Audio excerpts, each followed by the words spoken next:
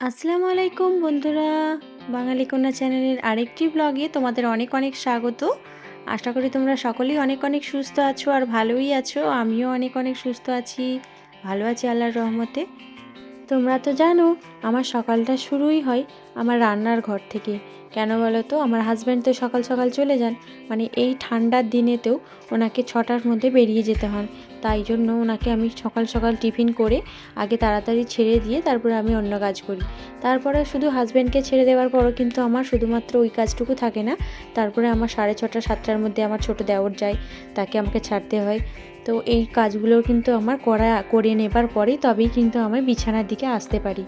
বিছানায় এসে তখনও কিন্তু আমি যখন বিছানা তুলি না, তখনও কিন্তু আমার বাড়িতে অনেক মানুষ আছেন যারা তখনও বিছানা থেকে ওঠেই না, মানে তখনও বিছানাতে ঘুমেতেই থাকে।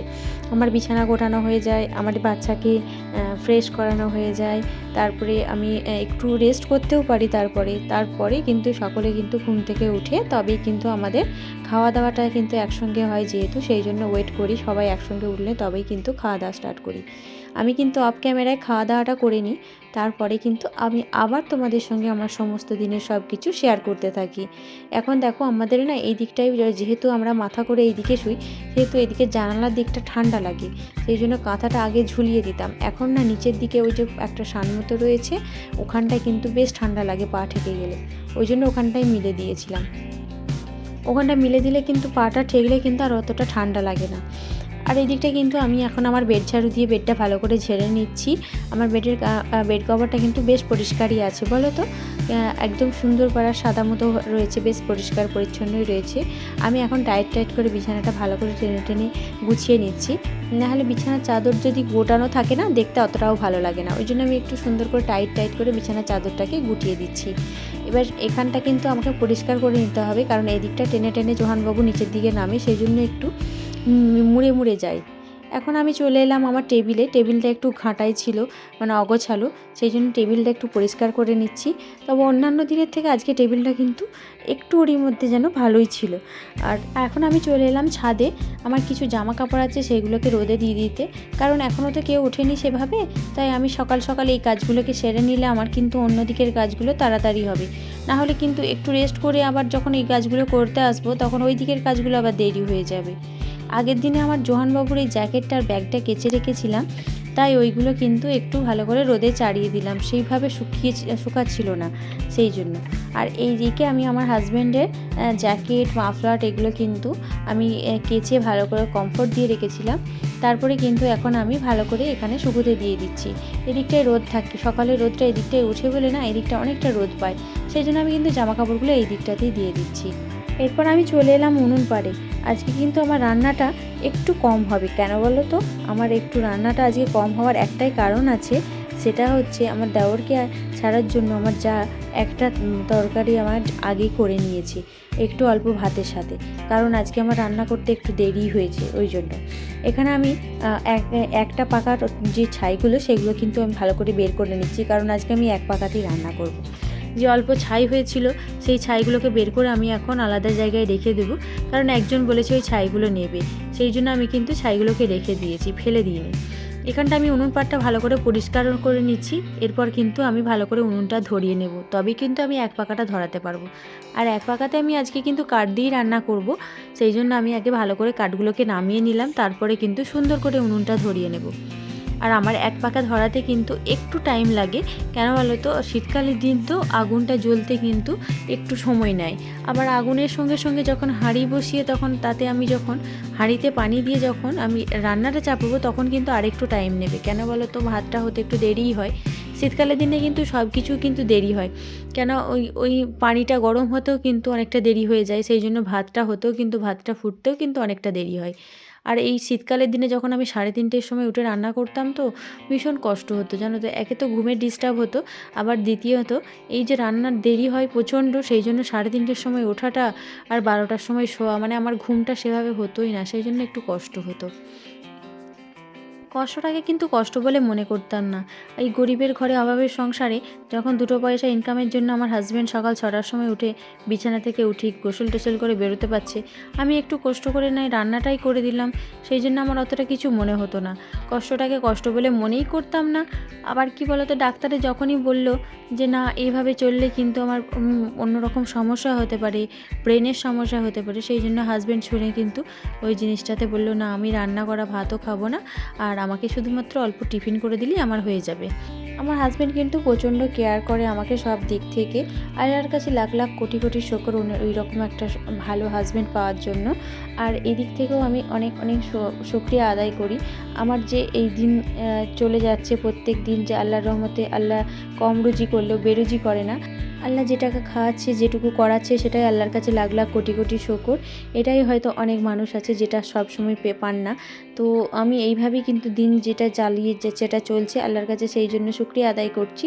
তবে হ্যাঁ, এর থেকেও মানুষ ভালো কিছু চায়, আমিও সেরকম আল্লাহর কাছে ভালো কিছুও চাই। তো এই দেখো সকাল থেকে আমার যে রান্না বান্না সংসারের যাবতীয় কাজ করে সংসারের সব কিছু সামলে, আমার ব্যবসা সব কিছু সামলে যখন আমি দিনের শেষে যখন শুতে যাই বা রাতের শেষে যখন শুতে যাই, তখন আমার একটা কথাই মনে হয় যে হয়তো এইরকম আমার যে কষ্ট করে আমি ভাবছি আমি কষ্ট করে দিন যাপন করছি, এর থেকেও হয়তো অনেক কষ্টে মানুষ দিন যাপন করছে, এর থেকে তো আমি অনেক সুখী আছি, তাই না? তো দেখো বলতে বলতে কিন্তু আমার ভাতটা বসে গেছে। এরপর আমি চালটা ভালো করে ধুয়ে কিন্তু হাঁড়ির মধ্যে দিয়ে দিচ্ছি। আর আমাদের কিন্তু আজকে অনেক বড় হাঁড়িতেই রান্না হচ্ছে। তোমরা হয়তো বলবে এর আগের দিনের থেকে হাঁড়িটা কেন এত বড়। আমি একটু সমস্যার জন্য একটু দেরি করে চাপিয়েছি বলে ওই জন্য হাঁড়িটা একটু বড়তেই চাপিয়েছি। একদম রাত্রের মতো ভাতের চাল নিয়েছি, কেননা রাত্রের দিকে আমার একটু সম্ভব হবে না রান্নাবান্না করা, সেই জন্য নিয়েছি। রাতের দিকে কিন্তু এই ভাতগুলো গরম করে খাওয়া হয়ে যাবে। এদিকে রান্না করা হয়ে যেতে আমি কিন্তু চলে এসেছি এখন আমার সব কিছু ঝাঁট দিয়ে পরিষ্কার পরিচ্ছন্ন করে, তারপরে কিন্তু আমি এখন আমার যে যাবতীয় কাজগুলো সেগুলো করে নেব। আমার অভাবের সংসারে দুবেলা দুমুঠো যেভাবে হোক খাওয়া দাওয়া করলেও আমি সবসময় চেষ্টা করি হিসাব আর বুদ্ধি করে সবসময় সংসারে সব কিছু করতে, যাতে 2 পয়সা যেভাবে হোক মাসের শেষে জমিয়ে কিন্তু সংসারের কোনো না কোনো কাজে আমি লাগাতে পারি, সেই চেষ্টা সবসময় আমি করে থাকি। তোমরা হয়তো যারা যারা আমার এই দূর দূরান্ত থেকে আমার ভিডিও দেখো, আমাকে যারা যারা ভালোবাসো, তারা হয়তো দেখবে আমি কতটা কী করি না করি সব কিছুই তোমরা জানবে। আমি কিন্তু উনুনে রান্নাটা করি মাসের শেষে গ্যাসের খরচাটা বাঁচানোর জন্য। ছাই দিয়ে বাসন মাজি, আমি কিন্তু মাসের শেষে একটা সাবানের যে টুকটুক করে খরচা বাঁচিয়ে যেগুলো হয়তো সঞ্চয় করি, সেগুলো কিন্তু সংসারের জন্য কোনো না কোনো জিনিসে কাজে লাগানোর চেষ্টা করে থাকি। দেখো তোমাদের সঙ্গে গল্প করতে করতে কিন্তু আমার অনেকটা সময়ই কেটে গেল, মানে ঝাঁট দেওয়াগুলো কমপ্লিট হয়ে গেছে। এরপর কিন্তু আমি মোছামুছি করছি।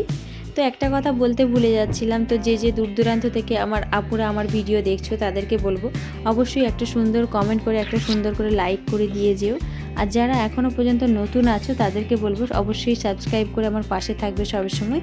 আর তোমাদের দোয়া ওর ভালোবাসাতে যেন আমি অনেকটা এগিয়ে যেতে পারি সেই চেষ্টা করো। তোমরা বেশি বেশি করে দোয়া করো আর বেশি বেশি ভালোবাসা দিও আমাকে সবসময়। এদিকে কিন্তু আমার ঘরটা মোছা প্রায় কমপ্লিট হয়েই এসেছে, কারণ আমাদের ডাইনিংটা একটু বড়, তাই জন্য ডাইনিংটা মুছতে একটু সময় লাগে। তোমরা অবশ্যই আমার ভিডিওতে দেখে থাকবে যে আমার ডাইনিংটা কতটা বড়, তাই জন্য আমার একটু সময় লাগে কিন্তু এখানটা মুছতে। আর এখানটা যদি পরিষ্কার করে না মোছা হয় না, পুরো বাড়িটাই যেন মনে হয় নোংরা হয়ে রয়েছে। আর এখানটা একটু সুন্দর করে মুছলে পুরো বাড়িটা কিন্তু চকচকে হয়ে থাকে। তোমাদেরকে একটা জিনিস বলতে ভুলেই গেছি, এই বাড়িটাই কিন্তু আমার শ্বশুরমশাই বলেছে যে যখনই আমাদের এই নিচের দিকের বাড়িতে কোনো দিন মনে হয় যদি যে পাথর বসিয়ে সুন্দর করব, তো কোনো দিন যেন না করা হয়। কেননা উনি বলেন যে আমার পায়ের সমস্যা, আমার শ্বশুরমশাইয়ের একটু পায়ের সমস্যা, তাই জন্য বলেন যে এখানের পাথর দিলে আমি যদি বয়সকালে পড়ে টরে যাই তাই জন্য সমস্যা হবে। সেই জন্য আমার শ্বশুরমশাইয়ের ইচ্ছা নেই যে আমি পাথর বসিয়ে কোনো রকম নিচের দিকের ঘরগুলো করা হয়। উপরের ঘরে পাথর বসানো থাকলে কোনো অসুবিধা হবে না। উনি বলেন আমি নিচে থাকবো, আমার নিচের ঘরে যেন পাথর না বসে। তো এদিকে কিন্তু আমার মোছাটা প্রায় তোমাদের সঙ্গে কমপ্লিট হয়ে গেছে গল্প করতে করতে। আমার এই দিকটা একটু বাকি আছে, গেটের দিকটা, তাই এখানটা আমার সুন্দর করে মোছাটা হয়েই গেছে। এর জন্য একটা কিন্তু সুন্দর একটা ভিডিও আমি নিয়ে আসছি, সেটা হচ্ছে কালকের জন্য। কি বলো তো, আমার কিন্তু একটা বিয়ে বাড়ি পড়েছে, আমার একটা ননদের বিয়ে, সেই বিয়ে বাড়ির সমস্ত ভিডিও কিন্তু তোমাদের সঙ্গে আমি শেয়ার করব। আমি কিন্তু এখন উঠোনটা ঝাড় দিয়ে নিচ্ছি, এদিকে যা আমার বাসন থালাগুলো ধুয়ে নিচ্ছে, এদিকে উঠোনটা ভালো করে পরিষ্কার করে নিচ্ছি। এদিকে উঠোনে কিন্তু আজকে আমার অনেকটাই ময়লা ছিল, সেই জন্য পরিষ্কার না করলে কিন্তু দেখতে খারাপই লাগছিল। এই যে দেখতে পাচ্ছ আমি উঠোনটা এখন ভালো করে পরিষ্কার করে নিতে কত সুন্দর দেখতে লাগছে। আর আমার এই লাঠি পাতা ঝাঁটা দিয়ে যদি আমি ঝাড় দিই না, আমার কিন্তু অতটাও কষ্ট হয় না, কারণ আমি দাঁড়িয়ে দাঁড়িয়ে ঝাড় দিলে আমার বেশি কষ্ট হয়। তো আজকের মতো এই পর্যন্তই, আবার নেক্সট কোনো ব্লগে তোমাদের সঙ্গে দেখা হচ্ছে। ততক্ষণের জন্য টাটা, খোদা হাফেজ।